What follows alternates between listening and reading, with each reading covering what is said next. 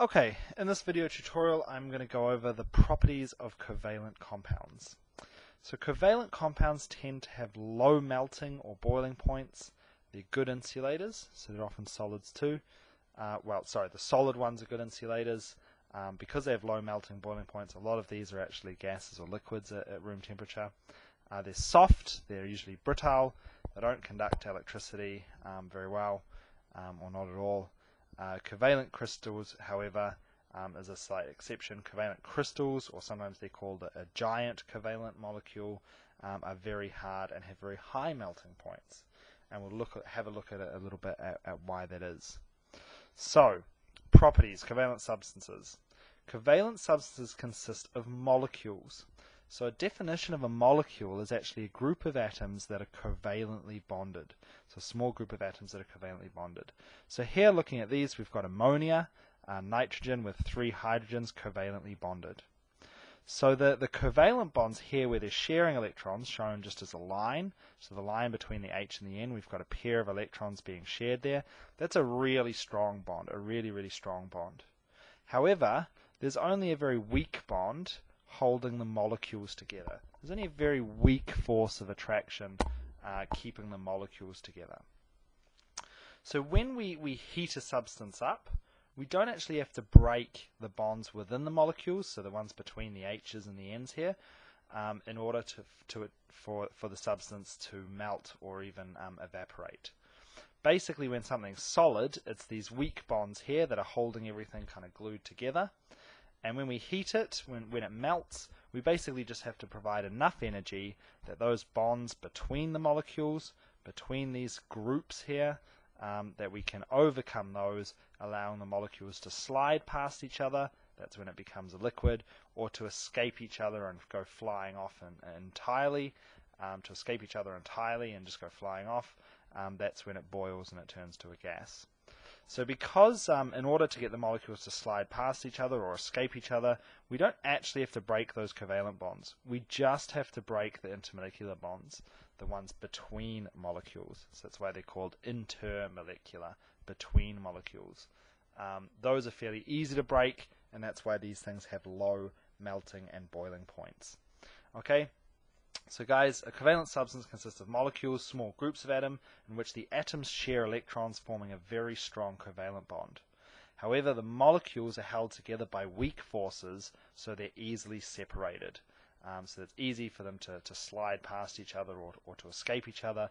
That's why they have low melting and boiling points. They don't conduct electricity, basically because there's no charge. So what we need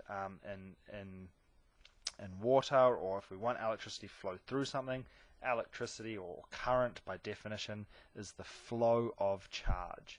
If there's nothing charged there, obviously you can't get charge flowing. Alright, so a covalent crystal. So a covalent crystal is something like diamond, where the carbon atoms are actually sharing electrons, but all of them are actually connected. So it's like one massive giant molecule. If I go back here, the nitrogen's connected to the hydrogens. We've just got a small molecule made out of just 4 atoms. Here, like this whole thing that you can see is one giant molecule. So that's why sometimes these things are called covalent crystals, or sometimes they're also called giant covalent networks. So it's not small groups that are tightly stuck together, with only weak forces holding the groups together. Here we've just got one massive group. Because the covalent bonds holding each atom together here are strong covalent bonds, in order to get this to melt, you actually have to break those really strong covalent bonds. We can't just, there's no weak bonds between groups. This is one massive group. We have to, in order to get a covalent crystal to melt, we have to overcome those strong covalent bonds. And that's why they actually have incredibly high melting and boiling points, generally even higher than your ionic substances. So that's things like diamond. And you can imagine trying to melt a diamond. You're going to need very high temperatures, and it's very difficult to actually achieve that.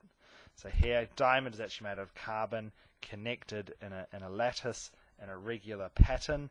That's another reason why they actually form crystals. So when they're connected in a regular pattern like that, that regular arrangement is what gives you that regular crystal shape as well. So diamond's a good example of that.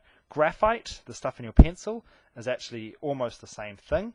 It's carbon just bonded in network, but in graphite it's stuck together in layers, and there's only weak bonds, intermolecular bonds holding the layers together. So when you write, what's happening is you're actually rubbing off one layer at a time, so it comes off as the page. That's why you can use graphite as in your pencils to write. If we could just connect those layers together, we'd actually get diamond, but it's more difficult. It's easier said than done. So guys, that's covalent substances. Just coming back, covalent compounds have low melting boiling points because there's only weak bonds holding each group together. They're good insulators. They're soft, brittle. They don't conduct electricity. And lastly, covalent crystals, a big giant network of them. They're very hard and have high melting points because each atom is held together with a really strong covalent bond. It's one massive group rather than groups held together by weak bonds. So I hope that one was helpful, and we'll look at a third type of bonding in the next video.